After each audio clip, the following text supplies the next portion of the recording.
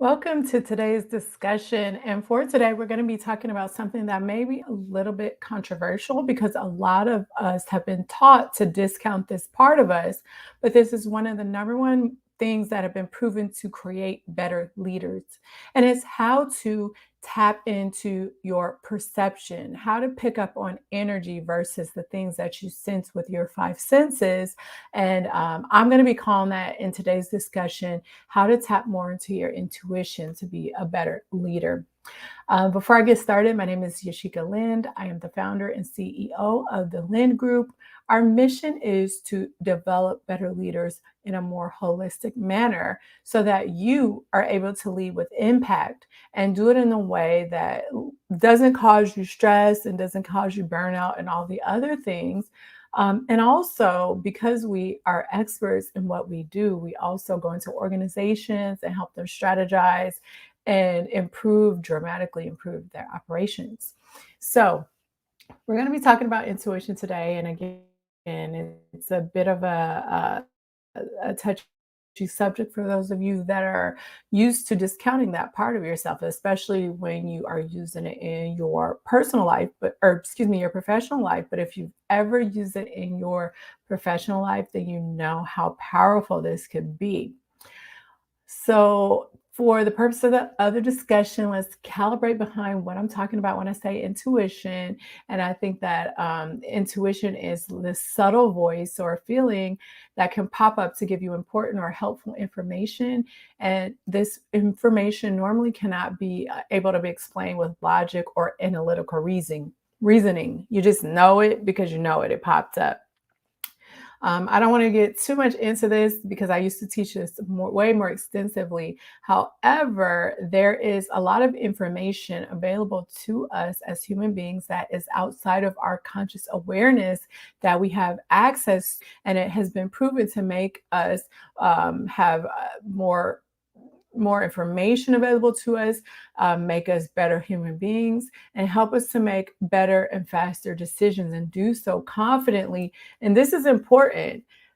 You could do it accurately and with precision. Now, if you have an unhealthy connection to what this part of yourself, this intuitive part of yourself, this perceptive part of yourself may be, you may not be in a place where you can totally rely on your intuition because a lot of times we mistake it for things such as fear, anxiety, etc. And so I will never be a proponent of just going out and say, just listen to your intuition, like you hear a lot of other teachers and mentors do, because I feel like that is irresponsible and it assumes that you have a healthy connection to your intuition. And what I find when I'm working with other leaders and working with my private clients is that until you actually have done a lot of inner work around the removing the limiting beliefs that hold you back from being in tune with this part of yourself, that you mix it up with other things. And so you really have to do a lot of inner work to be able to slowly shift into trusting yourself more and understanding the perceptions that you're picking up on more accurately. But in the long run, um, combining your foundational knowledge with this perception, with this intuition, is going to be what makes you a super powerful leader. Some examples of perception or this intuition that I'm talking about, maybe having a feeling that something is not quite right, but you weren't able to put your finger on it or explain it. Remember, this does not fall in line with our analytical reasoning. Or maybe you have been in a conversation with someone on your team and what they said just made you feel a certain kind of way, maybe made you feel a little bit uneasy. One way that I felt my intuition is just getting a sudden moment of clarity or an idea out of the blue that I never would have thought of or come up with on my own. And I've had this come up when good things are going to happen or bad things are going to happen. But I know that this information that pops up doesn't go away until I make a decision that falls in line with whatever that both burst of clarity or insight that came to me until I act on it. It kind of just persists. And it doesn't persist in a way that scares me. It doesn't persist in a way that makes me anxious. It's just this clear, solid, steady piece of information that is trying to guide me to make a decision, move in a certain way, do a certain thing. Oftentimes in life, especially when things are leaving you feeling stuck, or you feel blocked in your progress, or you're trying to come up with solutions at work, we have this tendency to feel lost, and then we just try to grasp at a whole bunch of information. And if you were here for the decision making discussion, then you know that more information does not lead to better decisions. You end up only making worse decisions, feeling more confused, and feeling more out of touch with what you would have authentically come up as the solution or the piece of information that you needed to move forward. When you start to do this work, one of the most asked questions that I get is, how do you know that it's your intuition talking to you? And because of that, I had to create a whole class just on intuition.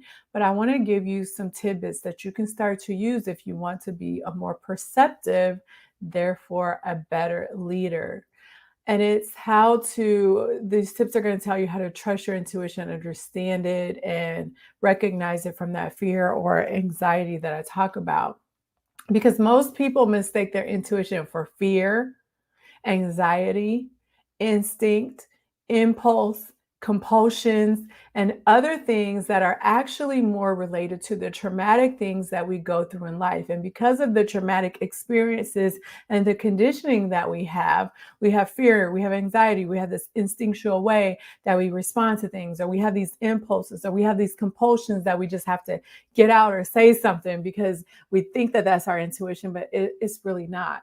And so again, without doing that deep work in the area, it could be confusing to know what the difference is. And so if you've it could get worse, because even if you've been not even in touch with your intuition at all, and you haven't even been taught that this is an important part of yourself, you may not even realize that you have this inner guidance system that can help you. And so my best tip to help you with this is to check yourself. And so if you feel fear, anxiety, compulsion, any of those things, and you aren't in any danger, then the chances are you probably are not tapping into this perception or this intuition that I'm teaching you about, that can help you become a better leader. Because your intuition doesn't want you to feel fear, anxiety, compulsion, instinct, all of that, again, unless you're in danger. And it also doesn't want you to be stuck in a bad situation. So if you're in a situation at work, in your career, or even at home that's not for your highest and best good, and you are feeling that something is telling you to stick with it, that's not your intuition. That's probably all those other things combined with the trauma that you've been through that is telling you to stay in these suboptimal situations. If your intuition is asking you to do things that improve yourself as a person, improve your behavior, improve your circumstances, or even have you to do things that cause you to be a little bit more brave than you normally would be, and so it makes you feel nervous, then that probably is your intuition.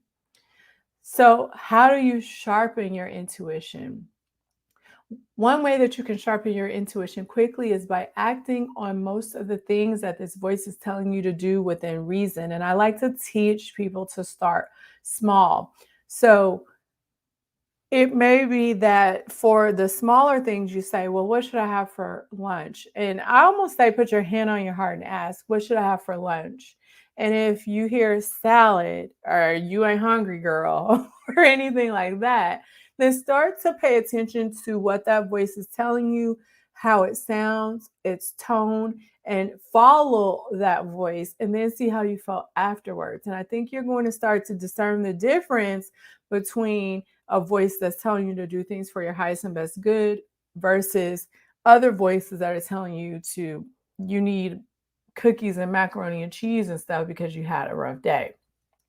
The second thing that I want you to understand is maybe for those larger decisions that you have to make is again, put your hand on your heart and start to ask yourself, what is the best decision for the high and best good of all involved? And because these things carry a little more weight, these bigger decisions and things that you have to toy with in your leadership, you may not want to trust and act on your intuition right away, but I want you to write it down and just see how things play out versus what it is that you wrote down to see how, when you were right, how you were right, and how that voice sounded when you were actually right.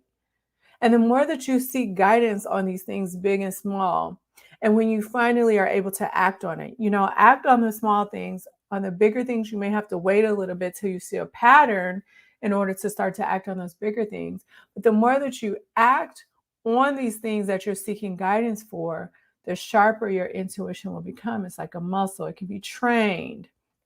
So, I hope that that helps you with that one tip to help you learn how to become a more perceptive leader.